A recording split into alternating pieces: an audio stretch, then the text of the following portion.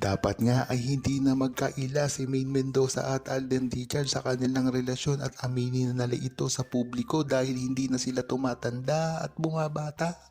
At dapat malaman na ito ng fans nila nang sa gayon ay matigil na rin ang ginagawang sarsuela sa kanilang relasyon, lalong-lalo na ngayon. Hindi ba't si Alden Richards? Maraming mga mata ang nakatingin ngayon kay Alden Richards kung anong hakbang ang gagawin niya. Ididinay niya ba si Maine Mendoza at ngunit kung ikaw ay ang lalaki at napakarami na ng mga bumabati ko sa iyong relasyon, marami na rin ng mga pagsubok, maiisipan mo na rin itong i-give up. At yan matatapos ang relasyon ni Maine Mendoza at Alden Richards. Kahit pa kasi ang ipaglalaban nila ang isa't isa sa pumata ng publiko, ay minsan nakakasawa na ito na kahit anong gawin mo ay hindi kayo pinapaniwalaan at ginagawa ng mga saswela at mga fake news sa iba't ibang larangan ng pagbabalita.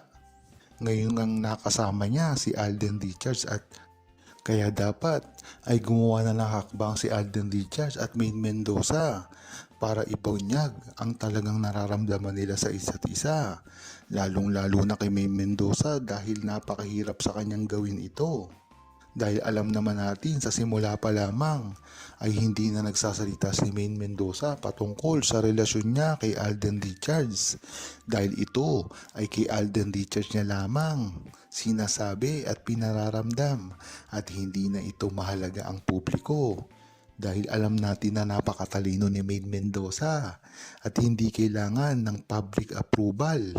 Nasa mga ugali na ni Maine Mendoza yan na kung ano ang isipin ng publiko sa kanya. Kung matatandaan nyo na marami nang binabara si Maine Mendoza, isa na dito si Boss Joey patungkol sa depression. Hindi ba talagang itinuwid ni Maine Mendoza ito kahit pa mabash siya sa social media?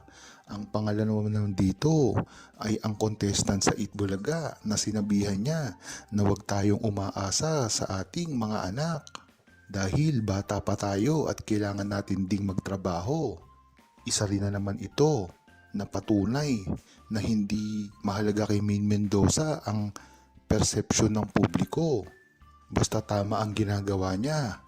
Kaya talagang kinakabahan ang buong Aldab Nation na baka maging ganito rin lamang ang gagawin ni Maine Mendoza pagdating sa pag-amin niya sa relasyon niya kay Alden Richards dahil hindi niya ito pinapansin. Dahil alam ni Maine Mendoza na tama lamang ang ginagawa nila Alden Richards at dahil hindi na ito kailangan pang ipaliwanag sa publiko.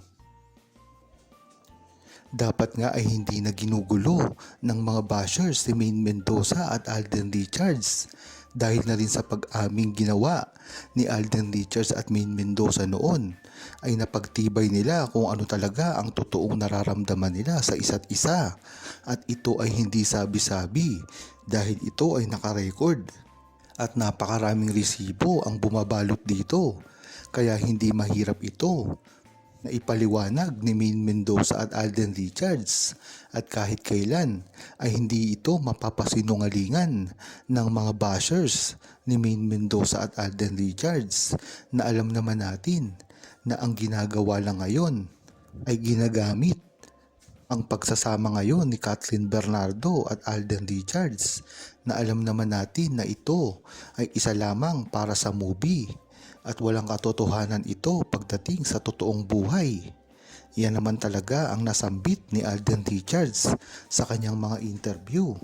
Ang pagsasama lamang nila ni Kathleen Bernardo ay iisa lamang turingan na parang magkaibigan. Marami naman sila dito at marami na rin dito ang nagpapatunay na mga co-star nila. Kaya kahit anumang gawin nila ay hindi nila masisira si Maine Mendoza at Alden Richards dahil lalong-lalo na ang buong Aldab Nation ang nakapaligid sa kanila at kahit kailanman ay hindi nila ito masisira. Ganun din ang mga pahayag ni Alden Richards ng mga nakaraang taon na si Maine Mendoza lamang ang mahal niya at kahit kailan hindi ito masisira. Main, sana ay wag mong iwan si Alden Richards dahil kami ay umaasa na lamang sa iyo. Dahil si Alden Richards ay maraming nakapaligid sa kanya at hindi niya ito kayang tanggihan dahil kilala mo naman ang hobby mo, 'di ba? Kahit sino pa ang kumuha sa kanya ay talagang pinagbibigyan niya. Ikaw lamang ang nagpapababa ng paa niya sa lupa. Kaya dapat ay ingatan mo ang mga pangyayaring nagaganap ngayon kay Alden Richards. Dahil sa sobrang kasikatan niya ay marami ang nanggagamit sa kanya. Lalong-lalo na at malayo siya sa iyo. Hindi mo nababantayan ang bawat kilos niya hanggat hindi mo nakikita sa internet at sa mga video na ina-upload nila. Kagaya nga ng pagsisweet-tweetan daw ni Alden Richards at Catherine Bernardo na alam naman natin na wala itong katotohanan.